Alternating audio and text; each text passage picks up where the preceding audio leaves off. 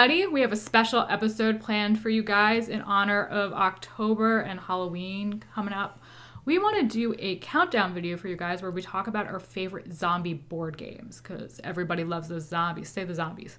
Zombie. Thank you, Jer. Thank you. Appreciate Good song, too. I wouldn't know. I don't listen to much music. You don't know the song Zombie? I mean, I'm sure I've heard it, but, like, you know me. Like, come on, Jer. So coming in at number 5 is Munchkin Zombies, or the zombie version of Munchkin. I don't know if it's technically Munchkin Zombies or Zombie Munchkins. But anyway. I think it's Munchkin Zombies. It's like Munchkin Zombie. I put this at number 5 because it's technically like a Munchkin game and you're the zombies and you're killing humans, which is kind of evil. Or you're fighting humans. Yeah, like the bad guys are all different types of humans. Grievously wounding humans. It's also not a zombie game. It's a Munchkin game with a zombie theme. I like it because I do enjoy Munchkin, but I would say that it tends to be longer, like 2 to 3 hours. However, it is more balanced than some of the other Munchkin versions we have. 2 to 3 hours. Yeah, 2 to 3 hours. Really? Yeah. Wow. Do you not notice how long these games take? No, I guess not. So yeah, it's a little more balanced than the Marvel one because of those utility belts and things like that. You want to add anything about Munchkin? Marvel was my first exposure to Munchkin. I definitely like the zombie version a lot better. I like the theming. It's a cute artwork. It's cartoony zombies and family friendly in that sense. Yeah, it's family friendly. Like, and you get to hit people with like an arm that's got like a cell phone in it or something, or like the fun stuff that you can have on there. You could like some of them are like putting a pot on your head is one of your hats or something. So like it's a fun theme. It's family friendly, like you were saying. I'm gonna fight the Hawaiian man. Yeah, which I like. So coming in at number 4 is Zombie 15, which is a yellow game. This came in at this spot, number 4, almost at the end of the list. Mainly because I don't feel like it's particularly balanced. There aren't, not all of the characters you can play as are particularly useful, and if you want to take some time to play, I don't want to spoil this for you, you'll notice that during your gameplay. I think also something we found is that this box is a lot bigger than a lot of our other games, and it's surprisingly heavy. Yeah, it's heavy, and it kind of, is not friendly for putting other games on the same shelf. That is true. I have mostly short shelves, so it sticks out a decent bit. I would say that the box does pop, the art is very bright. It's a very nice action shot. Yellows and greens and stuff. I feel like the art as a whole is a little generic, but I wouldn't call it bad. Do you agree with that? No, it's okay. It's it's not particularly detailed or realistic, but it's also a yellow game. It also looks different from most other yellow games. If you really look at it. What do you like? A lot of yellow games have a certain look to them, a certain kind of theme to them. I feel like this one's a little bit different than the other ones. Yellow 1.0 as opposed to yellow 2.0. So yeah, that's basically what we have to say about that. Number 3 is Zombicide Black Plague, and you're probably like, but Elaine, the Zombicide series are amazing, and yes, they're good, and I'm going to tell you why this is only number 3. First of all, I feel like this is one of those games, unlike the Munchkin version of Zombies, where I can get a little more immersed in the game because of the visuals. Their graphics are done very, very well. The box is not my kind of art. I'm not really into zombie things, but the art is done very well for this type of game. I think my biggest problem with this game is it's definitely not a gateway game. It's definitely not something you can play with all your friends. It's not something you can easily teach to someone, especially if they're not experienced with other games. I appreciated all the mechanics and everything and how it works and the gameplay, but it's not the simplest game to explain. And reading through the instructions isn't even... It's not one of those things where you immediately get it when you read through the instructions. You're going to take a couple of passes to get quite a hold of it. You scratched your head a few times. You were like, what? Because I make him read all the rules. I can't be bothered. And I remember that when we first opened the box, and my job is popping out everything, and there were a few things to pop out, wound tokens, I want to say. It's been a little bit since we played this one. And you had the rule book, and we just kind of looked at it, and it's a hefty... it's a good rule. Maybe I'm exaggerating slightly. Slight exaggeration. Hyperbole. Anyway, And we were just like, nope. Like, not today. Yeah, we were gonna bust it out with a couple of other people that don't play a lot of games because I thought it would be simple enough to explain. But then I was reading through it and I'm like, oh, this is not worth the effort right now. Yeah, and it's also a longer game than most of the other things on this list. I mean, Zombie Munchkin doesn't take as long as the Marvel version at all, and the Marvel version takes forever because there are a lot of like troll cards that just don't exist to the same degree in the zombie version. But this game, I think the first time we played took like 5 hours because we had no damn idea what we were doing. We were looking things up all the time. And that's basically the reason why this game is where it is. It's just more effort than I want to put into a game sometimes. Sometimes, yeah. And I also think that our number 2 is kind of the same experience boiled down to... Do you even remember what the number 2 is? I do remember what the number 2 is. You do? I believe so. You want to tell me what the number 2 is? Tiny Epic Zombies. It is Tiny Epic Zombies. Yay! Yay! All right, Tiny Epic Zombies is I reviewed it on the channel already, and I gushed over it when I reviewed it. We will probably set a link down below if you guys want to watch that. It is a very similar type of gameplay experience, honestly, what you're trying to do, except it's a more simplistic, boiled down version of the same kind of experience that you're going to get with Zombicide. And I like the artwork.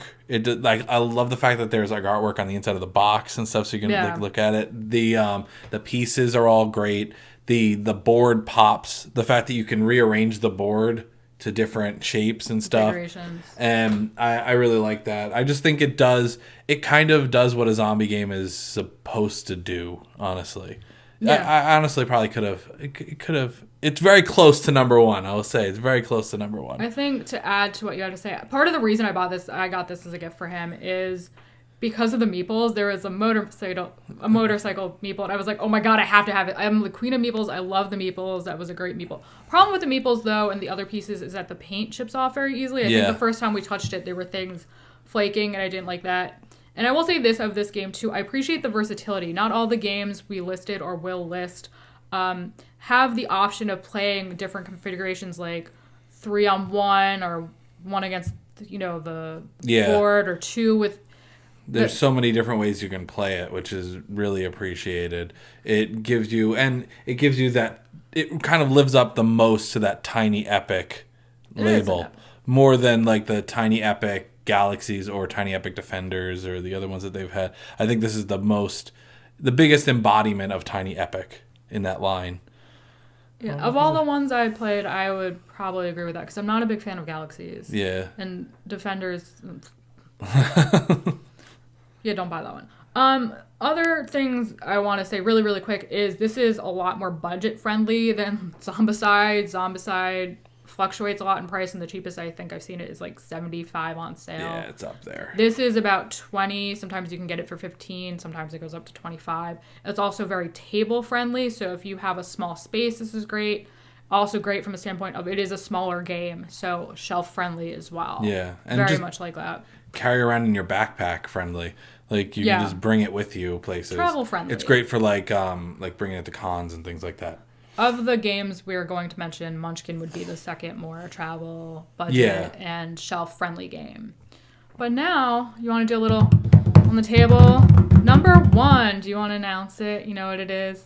Tapping is not microphone friendly. Oh, I'm sorry. Sorry, guys. Well, I wanted to do a drum roll, and I ruined everything.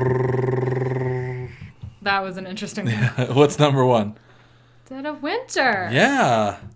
And why does that make it number 1 over Tiny Epic Zombies, do you think? I think a lot of it is just, it's more immersive, like art-wise for me. I do appreciate the meeples from Tiny Epics, but I think the pieces and the art is a little stronger as far as like a quote, what you'd expect for a zombie game. I think that the different like stories add some...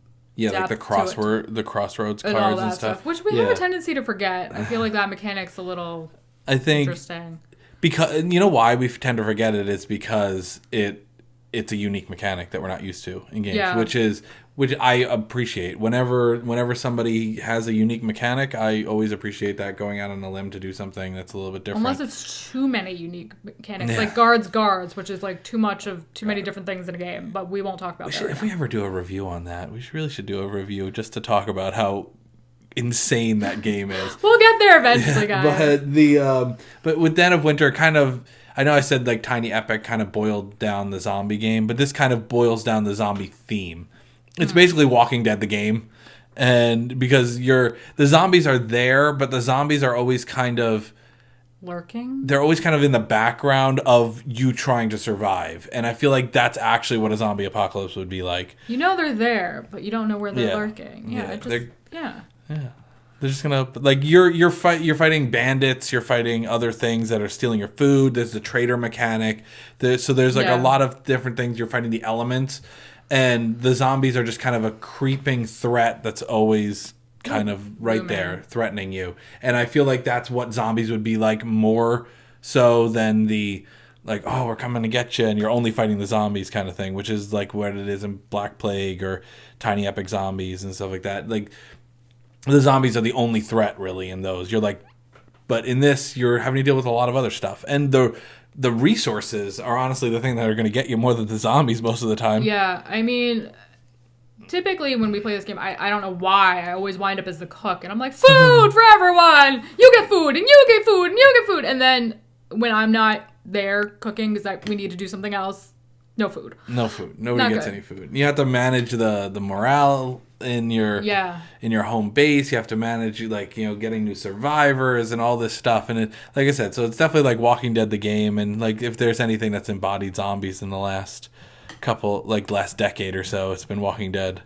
I will say it is a very fun game, but I kind of wish like the board wasn't so compartmentalized, because I mean you have those stacks where it's like, here's the library, and it's like, but it's like its own little thing, like its own little sheet, and then you put the cards there. You know what I mean? I kind of wish there was some. It was all on one board. I don't know. I kind of it was all on one board, or maybe like there were two separate boards, like what you could do. That has all the locations or something. Yeah, because it just seems disconnected to me in some ways. I mean, I think that's. I'm going to give them benefit of the doubt and say that it was designed that way because of theming, because you're supposed to be like kind of feeling like it's disconnected from all the pieces. Maybe. And it also might be but there's a lot of that's not a table friendly game. It's not a table friendly game. It takes a lot of space up between the stuff that you're having to manage with your player card and everybody else with their player cards, and like that little thing, all their standees, all the little extra location things, your main base. It's a lot. It takes up a lot of the table. It does take up a lot of space. And then of course your favorite thing ever, the standees. Oh yeah. Your cook. The cook is a little sad looking right now. I'm pretty sure that was the review that started my whole hatred of the plastic standees things, because that's the worst one. That's the worst version of it, because some of their legs are really skinny, so you try to put them in the thing and it bends their legs, or it like scratches up the bottom. It's like that. You get the little dent. I really would rather not. But I mean, I do like the whole strategy aspect of this game. Like, do I want to dig for the thing here or try to go over here? Who goes where? Who do we play to balance each other out? Because everyone has, a certain ability or benefit, whatever. It also gives you that kind of feeling of creeping dread, which I don't think any of the other ones get, even with their theme. Like, because you kind of have to take risks sometimes. It's like, well, I need food, so I should look in the place that has the most food, but I have to go out and be exposed and I might get bitten. Yeah. And so there's consequences for all your actions, which I feel like in the apocalypse there would be. But I also like how this game, like, it feels like everyone has a purpose for the most part. Like I said, like in Zombie 15, there's some rules that definitely aren't as helpful. And in this one, it's like, well, the cook is good for the food, and this person's good for morale, and this person can't get exposed, and this person, like, everyone plays their part, and it kind of works. Like, remember when we won because your mother played the chemist and kept, like, assaulting these zombies with, like, little, like chemistry bombs the or acid something? Things or whatever. Yeah. Yeah, that says it's a game that somebody like my mother, who doesn't play a lot of games, really likes that game. So that kind of says the playability for it with people who don't play a lot of games. So I definitely think it earns the top spot. So there you have it. That is our list. Do you agree with this list? Let us know down below in the comments. Let us know if you liked it or think we're just crazy for, saying what we said. Yeah. But do you have any other games that you would add to the list or take off our list? Let us know. Give us a thumbs up if you support us, because we like that. Yeah. We like to know we're doing good. We like those blues. It lights up. It's pretty. Yeah. Subscribe to the channel if you want to see any more of these countdown videos or any of our many game reviews or Let's Plays that we've had on here. Or game content in general. We do that a lot. Yeah. Hit that notification bell. So you know what's up. And we'll catch you in the next one. Bye, guys.